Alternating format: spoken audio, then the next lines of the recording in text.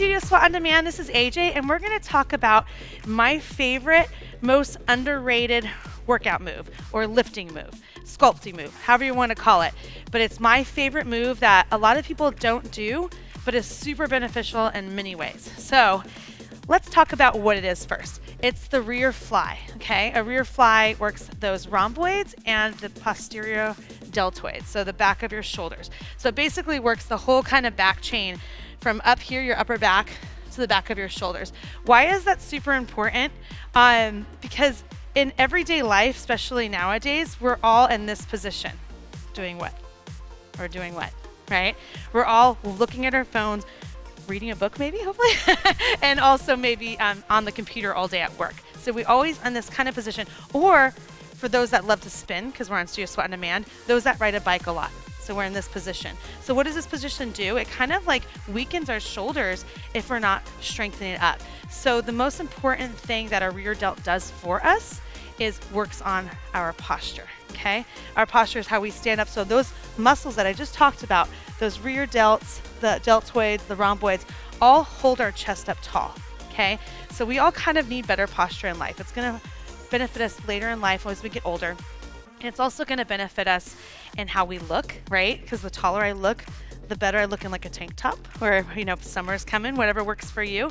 And it just kind of balances out the chest and the back. So we wanna do both.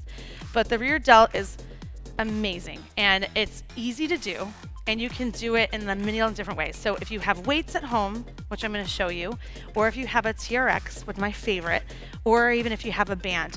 You can also do it if you've never done it before, maybe something when you get up from a break from working on a computer, you can do it without anything at all. So we're gonna talk about how to do it next. I'm gonna go from no weights. So if I was just sitting at a desk here, tapping on my little computer, right, hunched over, and I need a little bit of a break, I can stand up, I can bend from the hips, and watch my knees when I bend, so I'm not like this, right? I kind of have a slight bend here, shoulders back and down, my arms are here, and I just fly out. My chin is off my chest, good posture, and I squeeze the shoulder blades and slowly release. It's almost like a stretch too, and it feels really great. And you just kind of do about 15 to 20 reps, kind of shake it out. That's what you do with no weights at all, okay? Especially if you've never done this before. If you want to add weights, I'll do it standing first. I grab both weights. You want usually about a medium to light set, okay? I go for medium because I've been doing it for a while, but if you're just starting out, go a little bit lighter. You're gonna shoulders back and down. I always start with a good posture, right? They call it the scapula J. You take your shoulders and you put them in a pocket, okay? And then I lean forward, leading with the chin. My feet are about hip distance apart. I have my glutes tightened, and then I just do a nice fly here, keeping that chest up. Now, if I have a bad lower back, what could I do? I can split that stance up. Doesn't make it easier. It just helps save my lower back a little bit. Or if I really want to, and maybe go a little bit heavier, I can have a seat, put my feet out just a little bit, shoulders back and down, take those weights to the side or behind, and I fly out here. This is definitely nice if you're trying to go a little bit heavier. Beautiful. So I would do about, like I said, 15 to 20 reps because I'm going a little bit lighter, or 8 to 10 reps if I'm going heavier. If I wanted to as well, I could do single mode with weights. So just like I showed you standing, I can just be here, or opposite legs go back, and I'm here. Sometimes you can do a little bit heavier that way, or just switch it up a little bit, okay? Now, if I don't have weights and I have a band, could you do it with a band? Absolutely. Same thing. I like to go single with a band. Put one down, put the foot on, the opposite hand, shoulders back and down, lean forward just like you did. Now, the more I walk my hands down, the harder the tension on the band. The further I walk them up, the easier, right? So if I'm here, fly out, fly out. What I like about the bands is I get the same amount of tension coming up as I do coming down. It's almost like working against gravity, right? So you see a little bit extra on the negative. What's the negative? So you have the positive is bringing the weight towards you, or whatever the hardest part is, if it's pushing away or bring it towards you. The negative is when you're bringing it back down to start. Okay, so sometimes you want to slow it down on that negative. Beautiful. And then you would do the other side. If you wanted to, you can also stand up tall, shoulders back and down. So many ways to work the rear delt. I'm here, and I just move back.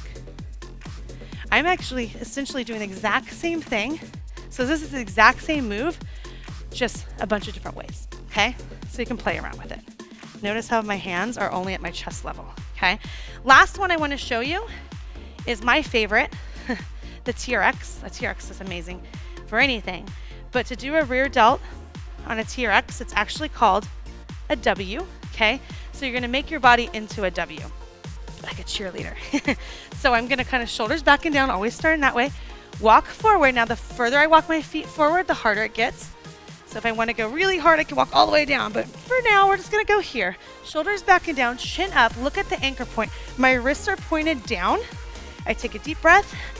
When I exhale, I bring my wrists up and my elbows down. Now look at my body. I'm trying to show you, but I'm making it into a W, all right? And then I slowly release back to start. So elbows down, squeeze the shoulder blades, bring those elbows up, look at that anchor point, and then slowly release. Squeeze. And I'm squeezing those rhomboids and those anterior delts as I'm doing this, okay? So squeeze and inhale down.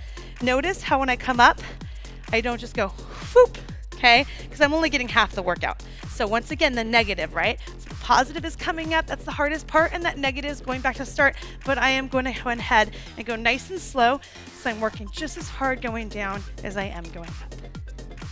And that's how you do your rear delts. So to recap, what is a rear delt? A rear fly, excuse me. A rear fly works your rear deltoids, your rhomboids, and well, your posterior deltoids is also known as your rear. I call them rear delts. You can do a rear delt fly with no weights. You can do it with weights. You can do it sitting down. You can go single mode. You can go with the bands, or you can go with the TRX. When would I do these? I would do them, I personally do them about 3 times a week, okay? I give myself a break in between each day. If you have a nice lifting program, I would do it on the day you do your shoulders, okay? Or the day you're doing your pull moves. Everybody has a little bit different. If you don't have a nice weight workout, just try to add it to your routine about 3 times a week. And I would do anywhere between heavy 8 to 10 reps, light 15 to 20 reps, 3 rounds of each, okay? And play around with it. And you're really, really gonna notice that beautiful posture that you're gonna have. And don't forget to stretch. And for fat torching body sculpting workouts, go to studiosweatondemand.com.